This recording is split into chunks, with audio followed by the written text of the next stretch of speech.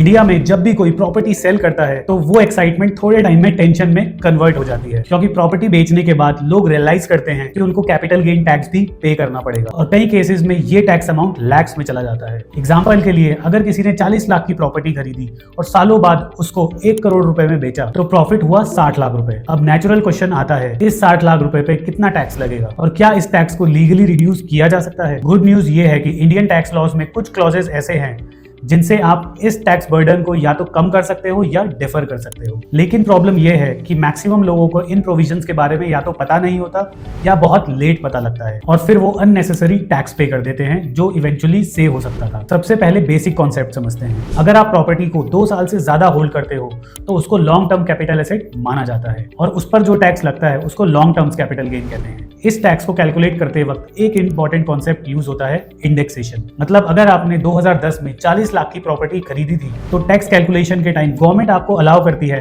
कि आप inflation index लगा के उस कॉस्ट को हायर कंसीडर कर सकते हो। इससे आपका टैक्सेबल प्रॉफिट रिड्यूस हो जाएगा। लेकिन ये सिर्फ पहले लेवल का बेनिफिट है। रियल टैक्स प्लानिंग तो अब स्टार्ट होगी। इनकम टैक्स एक्ट में इससे रिलेटेड एक बहुत इंपॉर्टेंट सेक्शन है, सेक्शन 54। इसका सिंपल लॉजिक ये है, अगर आप रेजिडेंशियल प्रॉपर्टी सेल करते हो और उन सेल प्रोसीड्स को आप नया घर बनाने में या एक और रेजिडेंशियल प्रॉपर्टी परचेज करने में यूज कर देते हो तो आपका पूरा कैपिटल गेन टैक्स 0 हो जाएगा। मतलब अगर आप 1 करोड़ रुपए की अपनी प्रॉपर्टी बेचते हो और साइमल्टेनियसली 1 करोड़ रुपए या उससे ज्यादा की रेजिडेंशियल प्रॉपर्टी साइमल्टेनियसली परचेज कर लेते हो विद इन स्पेसिफाइड टाइम, तो आपका जो टैक्स है वो नलिफाई हो जाएगा। लेकिन यहाँ एक इंपॉर्टेंट रूल है, न्यू प्रॉपर्टी परचेज 2 साल के अंदर होना चाहिए और अगर कंस्ट्रक्शन कर रहे हो तो विद इन 3 इयर्स कंप्लीट हो जाना चाहिए और अगर ये टाइमलाइन फॉलो नहीं हुई तो ये एग्जेम्पशन इनवैलिड हो जाती है। अब एक सेकंड पावरफुल ऑप्शन आता है सेक्शन 54 EC का, बॉन्ड्स का। अगर आप प्रॉपर्टी बेचने के बाद एक और रेजिडेंशियल प्रॉपर्टी नहीं परचेज करना चाहते तब भी टैक्स रिड्यूस करने का एक ऑप्शन है। Government certain capital gain bonds offer करती है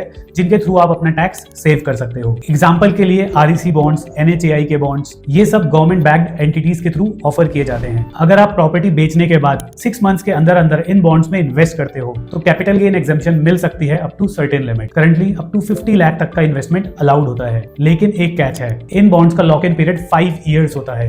मतलब पैसा इमीडिएटली विड्रॉ नहीं कर सकते। लेकिन टैक्स सेविंग पर्सपेक्टिव से ये एक पावरफुल टूल है। अब तीसरा कॉन्सेप्ट जो लोग इग्नोर कर देते हैं वो है कैपिटल गेन अकाउंट स्कीम। कई बार प्रॉपर्टी बेचने के बाद न्यू प्रॉपर्टी परचेज करना इमीडिएटली पॉसिबल नहीं होता। सपोज आप प्रॉपर्टी सेल करते हो मार्च में और सुटेबल न्यू प्रॉपर्टी मिलती है आपको नेक्स्ट ईयर, और अगर आपने उस पीरियड में पैसा सिंपली बैंक में रख दिया तो आपकी एग्जेम्पशन लूज हो सकती है। इस सिचुएशन के लिए गवर्नमेंट ने कैपिटल गेन अकाउंट स्कीम को क्रिएट किया है। इस स्कीम में आप सेल प्रोसीड्स को टेम्पररी पार्क कर सकते हो और अलाउड टाइमलाइन के अंदर प्रॉपर्टी को परचेज कर सकते हो। इससे आपका एग्जेम्पशन क्लेम वैलिड रहता है। अब एक प्रैक्टिकल मिस्टेक भी समझते हैं जो लोग फ्रीक्वेंटली करते हैं। कई लोग प्रॉपर्टी सेल के बाद पैसा 0 कर देते हैं लग्जरी, ट्रैवल, लाइफस्टाइल अपग्रेड और कई सारे खर्चों में, और फिर बाद में रियलाइज करते हैं कि उनको कैपिटल गेन टैक्स भी पे करना पड़ेगा। टैक्स प्लानिंग आइडियली ट्रांजैक्शन के टाइम पे ही स्टार्ट हो जानी चाहिए, क्योंकि अगर डेडलाइन एक बार मिस हो गई तो ऑप्शन आपके पास बहुत कम बचेंगे। और लास्ट में एक सिंपल फाइनेंशियल प्रिंसिपल समझिए, रियल एस्टेट ट्रांजैक्शन सिर्फ बाइंग या सेलिंग का गेम नहीं होता, उसके साथ टैक्स प्लानिंग भी एक इंपॉर्टेंट पार्ट